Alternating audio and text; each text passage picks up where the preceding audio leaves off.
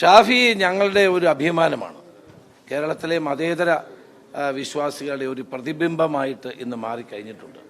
അത് കേരളത്തിലെ കോൺഗ്രസിന് എന്ന് മുതൽക്കൂട്ടായിരിക്കും, UDFന് മുതൽക്കൂട്ടായിരിക്കും, കേരള സമൂഹത്തിന് മുതൽക്കൂട്ടായിരിക്കും. അതിൽ യാതൊരു സംശയവുമില്ല. ഷാഫിയെ അപകീർത്തിപ്പെടുത്താനും മോശക്കാരനാക്കാനും ഒത്തിരി ശ്രമം നടന്നു. ഒരു തികഞ്ഞ മതേതരവാദിയായ ഈ ചെറുപ്പക്കാരനെ വർഗീയവാദിയാക്കാൻ നടത്തിയ ശ്രമങ്ങൾ മുഴുവൻ പൊളിഞ്ഞു. ചരിത്രത്തിലില്ലാത്ത ഭൂരിപക്ഷം ജനങ്ങൾ നൽകി. എന്നിട്ടും CPM പഠിക്കുന്നില്ല എന്നതിലാണ് എനിക്ക് വിഷമമുള്ളത്.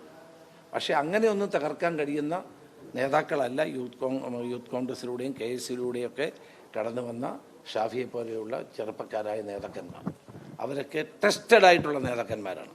ജനങ്ങൾ മനസ്സിലാക്കിയത് 4 തവണ MLA ആയ ആളാണ്. അങ്ങനെ ഒരു പോസ്റ്റ് ഇട്ടാലോ അല്ലെങ്കിൽ ഒരു പ്രചരണം നടത്തിയാലോ ഇല്ലാതെ പോകുന്ന വ്യക്തിത്വമൊന്നുമല്ല ഷാഫി പറമ്പലിനെ പോലുള്ള ആളുകൾക്കുള്ളത്.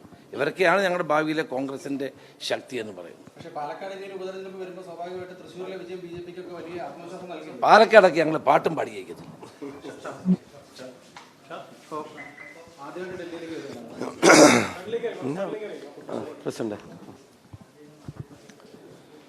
അഭിമാനകരമായ ഒരനുഭവമാണ്. വടകരയിലെ മുഴുവൻ ജനങ്ങളോടും പിന്നെ ഹൃദയം നിറഞ്ഞ നന്ദി ഞാൻ രേഖപ്പെടുത്തുകയാണ്. ഈ ജയത്തിൻ്റെ പൂർണ്ണമായ ക്രെഡിറ്റും ജനങ്ങൾക്കാണ്. ജനങ്ങൾ നയിച്ചൊരു തെരഞ്ഞെടുപ്പായിരുന്നു. അവരാണ് തെരഞ്ഞെടുപ്പിൽ സ്ഥാനാർത്ഥിയായിട്ട് ആദ്യം ചെന്ന് ഇറങ്ങിയ ആ സെക്കൻഡ് തൊട്ട് ഇപ്പോൾ ഇന്നലെ ഇങ്ങോട്ടേക്ക് പോരുന്നത് വരെയുള്ള നിമിഷങ്ങളിൽ മുഴുവനായിട്ട് ജനങ്ങളുടെ വലിയ പങ്കാളിത്തത്തോടു കൂടിയാണ് തെരഞ്ഞെടുപ്പ് പ്രവർത്തനങ്ങളും തെരഞ്ഞെടുപ്പിന് ശേഷമുള്ള കാര്യങ്ങളൊക്കെ നടക്കുന്നത്. അപ്പോൾ വടകരയുടെ രാഷ്ട്രീയ വിജയമാണ്, അവിടുത്തെ ജനങ്ങളുടെ മതേതരത്വത്തിൻ്റെ വിജയമാണ്. മാത്രമല്ല പാലക്കാട്ടെ ജനങ്ങളോടും അവരുടെ തന്ന സ്നേഹം, അവരുടെ തോളിലിരുന്ന് ഞാൻ കണ്ട കാഴ്ചകൾ അതെൻ്റെ ഉയരമായിരുന്നില്ല, ആ ജനതയുടെ കൂടെ ഉയരമാണ്. അപ്പോൾ പാലക്കാട്ടെ ജനങ്ങളുടെ പിന്തുണയും സ്നേഹം കൊണ്ട് കൂടിയാണ് വടകരയിലെ ജനങ്ങളും അക്സെപ്റ്റ് ചെയ്തെന്ന് ഞാൻ വിശ്വസിക്കുന്നു. ഞാൻ ചോദിക്കുന്നത് ഇപ്പം തൃശ്ശൂരിലെ കാര്യം പറഞ്ഞു, പാലക്കാട്ടെ കാര്യം എന്താ പറയാത്ത? ഈ തെരഞ്ഞെടുപ്പിലും നല്ല ലീഡ് പാലക്കാട് നിയോജകമണ്ഡലത്തിൽ, അതായത് എനിക്ക് കിട്ടിയതിനേക്കാളും 3 ഇരട്ടി ലീഡ് പാലക്കാട് നിയോജകമണ്ഡലത്തിൽ UDFന് ജനങ്ങൾ സമ്മാനിച്ചിരിക്കുകയാണ്. അപ്പം അവിടുത്തെ ജനങ്ങളുടെ മനസ്സ് വളരെ വ്യക്തമാണല്ലോ അക്കാര്യത്തിലൂടെ.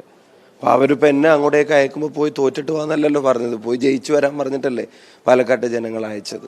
അപ്പം അത് ഈ ഒരു രാഷ്ട്രീയ സാഹചര്യത്തിൽ ഈ തെരഞ്ഞെടുപ്പിൻ്റെ ഗൗരവം പൂർണ്ണമായും ഉൾക്കൊണ്ടെന്നല്ല. പാലക്കാട് തന്നെ റെക്കോർഡ് വിജയമല്ലോ ഒരു UDF സ്ഥാനാർത്ഥിയെ സംബന്ധിച്ചിടത്തോളം ശ്രീ VK ശ്രീകണ്ഠൻ നേടിയത്. പാലക്കാട് അസംബ്ലി കോൺസ്റ്റിറ്റ്യുവൻസിയുടെ പങ്കാളിത്തം വളരെ വലുതാണ് അക്കാര്യത്തിൽ.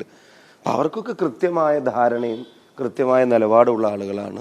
അത് തൃശ്ശൂരിലെ വിജയം പാലക്കാട്ടേക്ക് എഫക്റ്റ് ചെയ്യില്ല. പാലക്കാട്ടെ വിജയം പാലക്കാടിൽ എഫക്റ്റ് ഉണ്ടാക്കും. VK ശ്രീകണ്ഠൻ്റെ ഉജ്ജ്വല വിജയം പാലക്കാട് എഫക്റ്റ് ഉണ്ടാക്കും എന്ന് തന്നെയാണ് എൻ്റെ പ്രതീക്ഷ.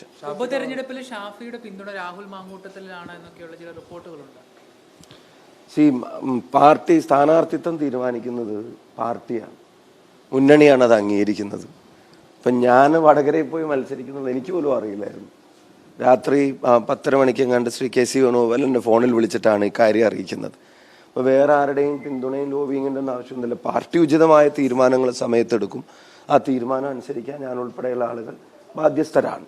പാലക്കാടും ഉചിതമായ തീരുമാനം പാർട്ടി എടുക്കും. ഏറ്റവും വലിയ മാനദണ്ഡം ജയസാധ്യത തന്നെയായിരിക്കും.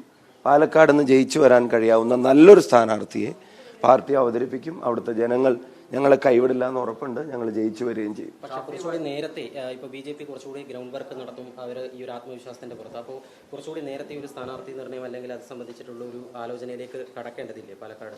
അല്ല, BJP വർക്ക് ചെയ്യില്ലായിരിക്കും എന്ന് വിചാരിച്ചിട്ടല്ലല്ലോ ഞങ്ങൾ ആ തെരഞ്ഞെടുപ്പ് മത്സരിക്കാനും ജയിക്കാനും ആഗ്രഹിക്കുന്നത്. എല്ലാ എതിർപക്ഷത്തുള്ള ആൾക്കാരും വർക്ക് ചെയ്യും, എല്ലാ എതിർ സ്ഥാനാർത്ഥികളും വർക്ക് ചെയ്യും. അവരൊക്കെ പ്രിപ്പറേഷൻസ് നടത്തുന്നുണ്ടാവും. ഞങ്ങൾ ഉചിതമായ സമയത്ത് നല്ല സ്ഥാനാർത്ഥിയെ, പാലക്കാട്ടെ ജനങ്ങൾ അർഹിക്കുന്ന നല്ല സ്ഥാനാർത്ഥിയെ പാർട്ടി മുന്നോട്ട് വെക്കും.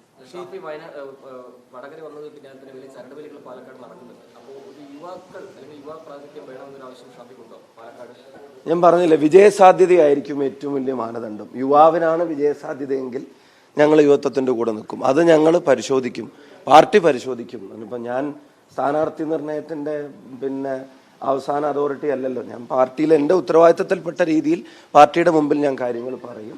വിജയസാധ്യതയായിരിക്കും മാനദണ്ഡം. അത് യുവത്വത്തിനാണെങ്കിൽ പാർട്ടി അത് പരിഗണിക്കട്ടെ.